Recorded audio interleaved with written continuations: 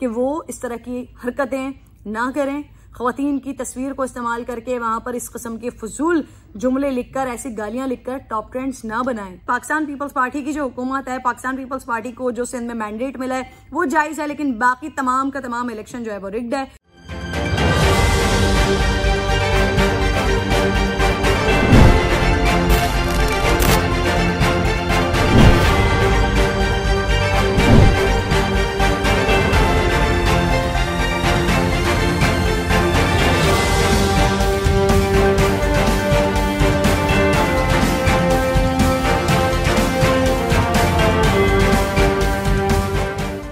अस्सलाम वालेकुम, आप देख रहे हैं यूट्यूब पर द करण नाज शो। मैं हूं करण नाज। वीडियो का आगाज करने से पहले अगर आपने चैनल को लाइक नहीं किया है या सब्सक्राइब नहीं किया है तो अगर आप चाहते हैं तो कर लीजिए, वरना कोई मसला नहीं, हम आगे बढ़ते हैं, वीडियो का आगाज करते हैं। सबसे पहले तो जी मैं बात करना चाहती हूँ आज पीडीएम पर, और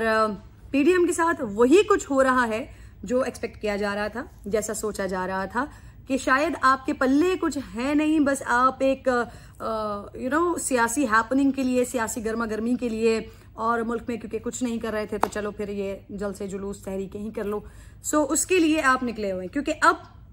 जब एक ऑलमोस्ट 2 महीने का ये टाइम गुजर गया है और उसके बाद ऐसा महसूस होता है कि वाकई कोई प्लानिंग नहीं थी, कुछ सोचा हुआ नहीं था इन 11 जमातों ने मिलकर के आखिर हमने करना क्या है। या फिर ये भी कि पिछली हुकूमत में, मुस्लिम लीग नून की हुकूमत थी, पाकिस्तान तहरीक इंसाफ ने जलसे किए, धरना दिया, 126 दिन का वो धरना, और इस धरने के बाद जब हुकूमत को कोई फर्क नहीं पड़ा तो ये वही ऑपोजिशन है जिसकी हुकूमत थी उस वक्त। तो आपको पिछले तजर्बे से सीखने के बाद कुछ ना कुछ ऐसा करना चाहिए था कि अगर आप वाकई अपने जो आपके अज़ाइम हैं उसमें आप कामयाब होना चाहते थे तो फिर कॉन्क्रीट प्लानिंग तो आप लोगों के पास होनी चाहिए थी। बट टिल येट ऐसी कोई प्लानिंग दिखाई नहीं दे रही है। जलसे कर लिए हैं, ऑलमोस्ट 6 जलसे। आखिरी जलसा जो है वो इस राउंड का होना है संडे को लाहौर में, एंड देन उसके बाद क्या करना है, लॉन्ग मार्च पे जाना है, इस्तीफे देने हैं, वो अभी तक फैसला नहीं होके दे रहा है। कल भी बात होती रही, कल से ये बात यहाँ तक पहुंच गई और यहाँ से ये बात अब 13 तारीख तक चली गई है, एंड गालिबन कल कोई फैसला सामने आ जाए। मैं जरा एक एक करके बात कर लेती हूँ। सबसे पहले तो ये कि पाकिस्तान पीपल्स पार्टी के लिए एक आम तौर पर परसेप्शन भी यही था, एंड मुसलसल डिस्कस भी ये किया जा रहा था।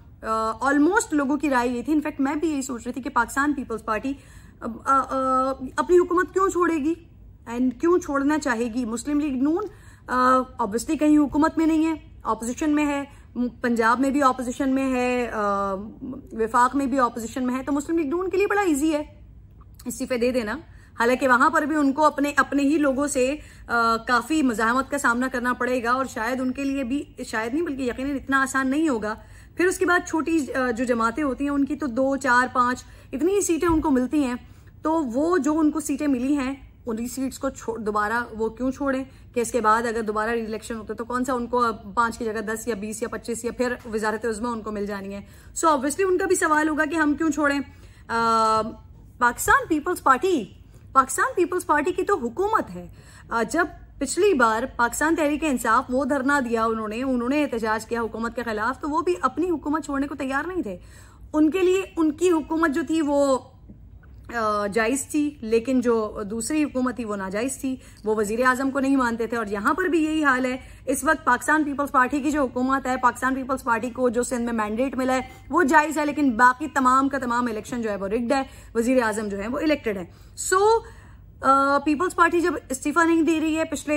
जितने भी धरने जलसे हो गए उन जलसों से हुकूमत को कोई खास फर्क पड़ा नहीं। इनफैक्ट आपके अपने बयानियों की वजह से, अपनी बातों की वजह से, जो कुछ नवाज शरीफ साहब के स्टांस रहा, जिस तरह की उन्होंने गुफ्तगू की, फिर कुछ बलूचिस्तान वाले जलसे में जो सिचुएशन हो गई, और फिर उसके बाद अयाज सादिक साहब ने जो उल्टी सीधी बातें कर दी, तो उसके बाद तो ऑपोजिशन की अपनी ही पोजीशन बड़ी अजीब सी हो गई कि मुख्तलिफ लोगों को मुख्तलिफ मराहिल पर जस्टिफाई करना पड़ रहा है नवाज शरीफ साहब के बयानात को, या फिर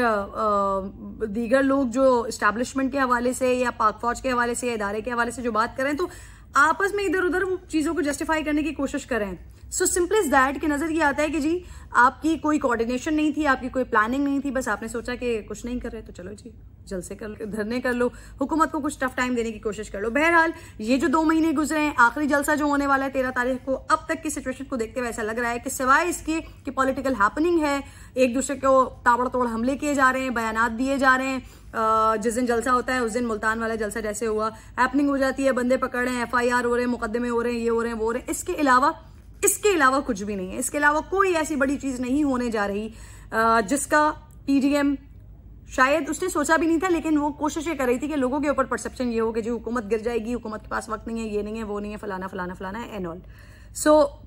सिंपल इज दैट, कुछ भी नहीं होने वाला। मुझे बड़ा क्लियरली ऐसा लगता है, और यकीनन जितने लोग इस वीडियो को देख रहे होंगे उनको भी बहुत अच्छे तरीके से महसूस हो रहा होगा,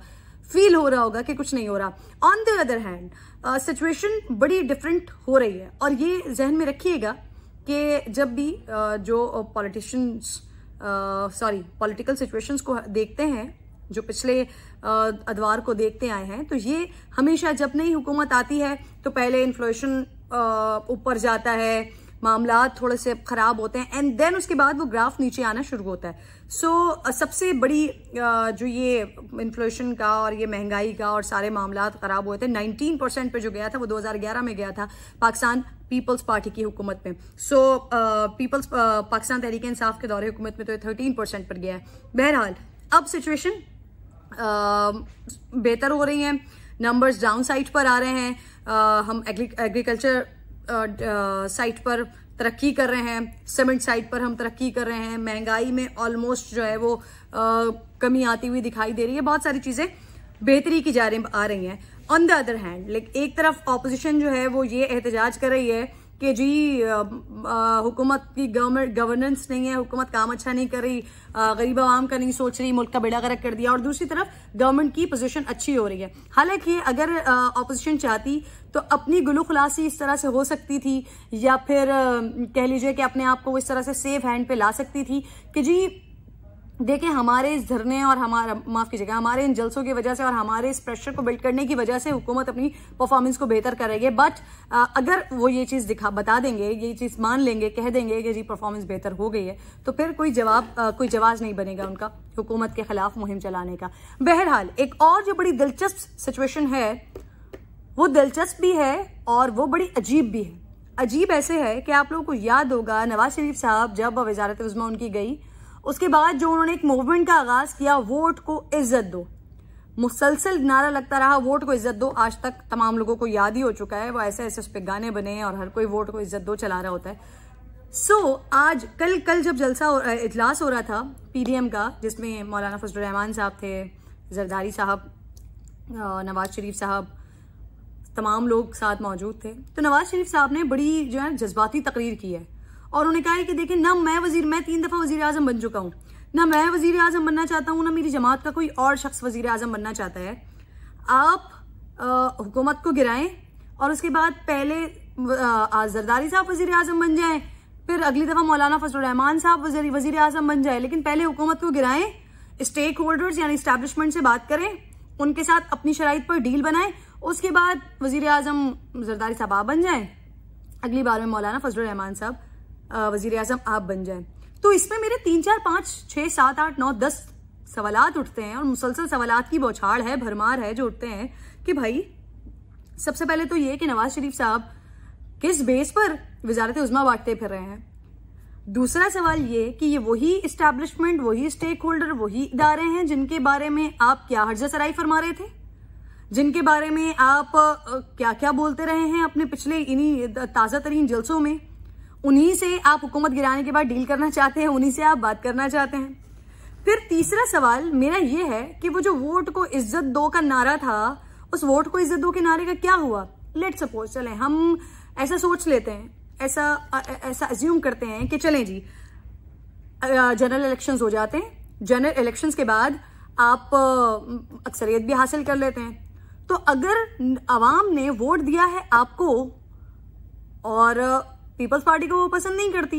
या मौलाना फजलुर रहमान को आवाम पसंद नहीं करते जिन्होंने आपको वोट दिया है, तो आप कैसे उनके वोट पर ये फैसला कर सकते हैं कि मुस्लिम पीपल्स पार्टी से वजीर आजम हो या मौलाना फजल रहमान साहब का वजीर आजम हो, ये आप कैसे फैसला कर सकते हैं? चलें ठीक है, मान लिया कि जी अवाम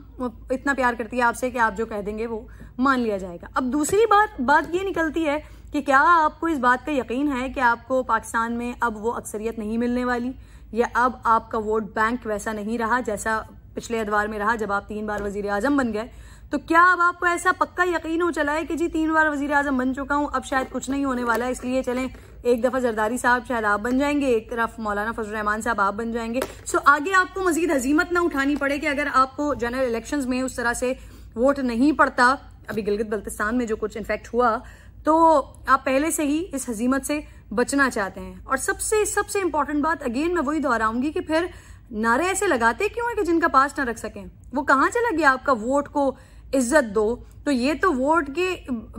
इज्जत को आप बिल्कुल तार करने की बात कर रहे हैं कि आवाम का दिया हुआ वोट, अगर आवाम ने पीपल्स पार्टी को पसंद करना होता तो वो पीपल्स पार्टी को ही वोट दे दे, अगर उन्होंने मौलाना फजल रहमान साहब को पसंद करना तो वो मौलाना फजल रहमान साहब को वोट दे दें। आप नवाज शरीफ साहब, आप कौन होते हैं इस बात को डिसाइड करने वाले कि जी एक दफा वजारत उज़्मा आपकी और एक दफा वजारत उज़्मा आपकी, लेकिन पहले हुकूमत को गिराइए और एस्टैब्लिशमेंट से अपनी शराइत पर डील करें और डील करने के बाद हुकूमत करें। सो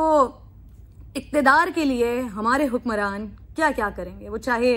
मौजूदा हुक्मरान हो, वो चाहे साबिका हुक्मरान हो, जो इस वक्त इक़्तिदार के हिर्स में तरस रहे हैं, अवाम को इस वक्त कोरोना जैसी सिचुएशन में तकलीफ में डालने की कोशिश कर रहे हैं। खुद आप लोग आइसोलेट हो रहे हैं, खुद अगर आपको पता भी चल रहा है कि जी कोरोना हो गया है आपको या होने जा रहा है, तो उस पर आप लोग आइसोलेट हो रहे हैं, उस पर आप अपने घर वालों को भी दूर कर रहे हैं, सब कुछ कर रहे हैं, लेकिन अवाम को आप इस मुसीबत में झोंक रहे हैं। ये तो आप लोगों के इक़्तिदार की हिर्स है। बहरहाल जी, बड़ा क्लियर हो गया, बड़ा वाज़ेह हो गया है कि फिलहाल तो इन तिलों में तेल नहीं है, फिलहाल तो अपोजिशन का कुछ नहीं होने जा रहा। आगे लेट्स सी, अल्लाह खैर सलाह कि आप अपनी हजीमत बचाने के लिए, अपने आप को हजीमत से बचाने के लिए अब आप आगे क्या सोचते हैं वो देखना पड़ेगा। आखिर में मैं बात करना चाहूंगी ट्विटर पर जिस तरह के ट्रेंड्स इस वक्त चल रहे हैं, बड़ा सदमा हुआ है मुझे, बड़ी तकलीफ हुई है ट्विटर के ट्रेंड्स देखकर, खवातीन के हवाले से जो हो रहे हैं। एक तरफ रायवन की डैश एक ट्विटर ट्रेंड बना हुआ है, एक तरफ पाक पतन की डैश एक ट्विटर का टॉप ट्रेंड बना हुआ है, जो पाकिस्तान में जबरदस्त तरीके से अभी ट्रेंड कर रहा है। शर्म नहीं आती हम लोगों को? अगर ये ऑब्वियसली जब आप ये पॉलिटिकल के जो सोशल मीडिया विंग्स होते हैं वहां से, और फिर ब्लॉगिंग्स होती हैं और इस तरह की ये पूरी एक चेन चलती है, जो जिसको सपोर्ट कर रहा होता है वहां से फिर वो इस चीज को लेकर आगे चल रहा होता है। लेकिन हम किस किस्म की कौम है? हम में कोई शर्म, एहसास और कोई हमारी कोई मॉरल वैल्यूज है नहीं है? मतलब ठीक है, आपको मरियम नवाज साहिबा से जितनी भी चढ़ हो, मुस्लिम लीग नून से आपको जितनी भी चढ़ हो, जितना भी आप पॉलिटिकल इख्तलाफ किसी के साथ रखते हो, किसी खातून के नाम के साथ, मैं तो कहती हूँ किसी मर्द को भी गाली देना, लेकिन किसी खातून को नाम के साथ गाली देकर उसकी तस्वीरें लगाकर इस किस्म के घटिया वाहियात ट्रेंड चलाना, क्या बदतरीन कौम है हम। फिर दूसरी तरफ जितना भी मुस्लिम लीग नून के लोग इमरान खान से नफरत करते हों, जितना भी उनकी हुकूमत के खिलाफ हो, आपकी सियासी मुखालिफत है ना, आप उनके पॉइंट ऑफ व्यू से, आप उनके नजरिए से इख्तलाफ करते हैं तो आप उनके नजरिए से इख्तलाफ करें। एक ऐसी खातून जिनका सियासत से भी कोई लेना देना नहीं है, अपने घर में होती है, मरियम नवाज साहिबा तो चले वो फ्रंट पर आ रही हैं, हालांकि मरियम नवाज हो, चाहे बुशरा बीबी हो, चाहे मरियम औरंगजेब हो, चाहे कशमाला तारिक हो, चाहे कोई भी, चाहे बख्तावर भुट्टो हो, चाहे आसफा भुट्टो हो, खातून कोई भी हो, मैं कहती हूँ किसी मर्द को गाली नहीं देनी चाहिए। हम तो ऐसी गैर मुहज़्ज़ब कौम है कि हम खवातीन को लेकर टॉप ट्रेंड्स बना रहे हैं और इतनी गलीज जबान इस्तेमाल करें, इस तरह की वाहियात जबान हम इस्तेमाल कर रहे हैं। तो मैं बात कर रही थी बुशरा बीबी के हवाले से, उनके नाम से जो टॉप ट्रेंड चल रहा है, उनके नाम से जो ट्रेंड चल रहा है, तस्वीरें लगाई जा रही हैं, गालम गलोच ऊपर किया जा रहा है और उसके बाद हैशटैग डैश डैश डैश चलाया जा रहा है। कुछ तो मुहज़्ज़ब हो जाए हमारे माशरे में, हमारे पॉलिटिकल वर्कर्स जो जिस जमात से ताल्लुक रखते हैं, वो चाहे पाकिस्तान तहरीक इंसाफ हो, चाहे मुस्लिम लीग नून हो, चाहे पाकिस्तान पीपल्स पार्टी हो, चाहे दीगर जमातें हों। मैं बार बार हर प्रोग्राम में अपने अपील करती हूँ, अगेन अपने इस चैनल पर भी अपील करना चाहती हूँ कि आप जहां मुल्क को सुधारने के लिए एक तहरीक चला रहे हैं ना, खुदा के लिए अपने कारकुनान को उनकी तरबियत करने के लिए भी कोई तहरीक चलाएं, अपनी अपनी जमातों के अंदर तहरीक चलाएं। और अगर वहां पर ऐसे कारकुनान मौजूद हैं जो ये गलाजतें करते फिरते हैं, जो ये गंदगियां करते फिरते हैं, कि खवातीन की इज्जत और नामूस पे बात करते फिरते हैं, इस तरह के वाहियात ट्रेंड्स ट्विटर पर चला रहे होते हैं, उनकी तस्वीर का इस्तेमाल करके ऊपर गलीज किस्म की मुगल्लिजात गालियां लिख रहे होते हैं, उनको अपनी पार्टियों से बेदखल करें, ऐसी चीजों को रोकें। अगर पीटीआई के हलकों से कहीं से हो रहा है तो वजीर आजम साहब या कैबिनेट का कोई शख्स उठे, ट्विटर पर लिखे कि ये जो भी कुछ हो रहा है इनके खिलाफ कार्रवाई की जाएगी, उनको रोकें, उनको मना करें। आप एक दफा बोलेंगे, आपके कारकुनान नहीं करेंगे, लेकिन क्योंकि आप लोग तो खुद शायद एंजॉय करते हैं इस चीज को, या आप कहते हैं चलो अच्छा है, जो चल रहा है वो चलने दो। फिर दूसरी तरफ अगर मुस्लिम लीग नून के लोग, नवाज शरीफ साहब आप ट्वीट करते हैं, मरियम बीबी आप ट्वीट करती हैं, आप तो खुद एक खातून है, आप रोकें अपने कारकुनान को। मुझे दिल से अफसोस है, मुझे दिल से सदमा है, जो भी कुछ आपके लिए कहा जा रहा है, लिखा जा रहा है, जो भी कुछ बुशरा बीबी के लिए कहा जा रहा है, लिखा जा रहा है, लेकिन मरियम साहिबा आप खुद क्योंकि पॉलिटिकली बहुत ज्यादा एक्टिव हैं, ट्विटर पर आप बहुत एक्टिव होती हैं, तो आप अपने कारकुनान को मना करें कि वो इस तरह की हरकतें ना करें। खवातीन की तस्वीर को इस्तेमाल करके वहां पर इस किस्म के फजूल जुमले लिखकर, ऐसी गालियां लिखकर टॉप ट्रेंड्स ना बनाएं। हम एक महज़िब कौम हैं, हमें महज़िब कौम रहने दें, हमें हमारे कारकुनान के जरिए इस कौम को वो ना बनाया जाए जो फिर उसके बाद आगे हमारे पास कुछ बेहतरी की उम्मीद ही ना रहे। मैं तमाम लोगों से ये रिक्वेस्ट करती हूँ, वंस अगेन ये रिक्वेस्ट करती हूँ कि प्लीज खवातीन का एहतराम, मर्दों का एहतराम की जरूरत है। जहां पर आपको जिस बात का इख्तलाफ है, आप उससे उस बात की हद तक इख्तलाफ रखें, लेकिन जब आपका अपना विजन या अपनी बात जब कमजोर हो जाती है तो आप गालम गलोच पे आ जाते हैं। तो क्या हम तमाम के तमाम, वो चाहे आम लोग हो, चाहे सियासी कारकुनान हो, चाहे पॉलिटिकल वर्कर्स हो, चाहे हमारे हुकूमत के लोग हों, जब आपके पास आपका अपना जो पॉइंट ऑफ व्यू होता है, जो आपका नजरिया होता है, जो आपका विजन होता है, वो कमजोर हो जाता है, तो फिर आप फाइनली गालम गलोच पे आ जाते हैं। तो क्या ये समझा जाए कि इस कौम का नजरिया, इस कौम के सोचने समझने की सलाहियत इतनी ज्यादा कमजोर है, या फिर हमारे पास दलील इतनी नहीं है बात करने की कि हम सिर्फ गाली ही दे सकते हैं? हम खवातीन की जो है उनके साथ ही गैर महज़िब रवैया रख सकते हैं, उन्हीं के साथ गालम गलोच कर सकते हैं और फिर ही अपने आप को पॉलिटिकली फाते समझ सकते हैं। सोचेगा जरूर। एक बार फिर अपील ये कि जितने भी पॉलिटिकल लीडर्स हैं अपनी अपनी जमातों के, वो अपने लोगों की, अपने कारकुनान की न सिर्फ तरबियत करें, बल्कि ये सारे जो ट्रेंड्स चल रहे हैं जिसमें आप लोगों को पता भी होता है, जिसमें आप लोगों की इन्वॉल्वमेंट भी होती है, खुदा के लिए इसको रोकें। अपना बेहद ख्याल रखिएगा। अगली वीडियो में आप लोगों से मुलाकात होगी। अल्लाह निगहबान।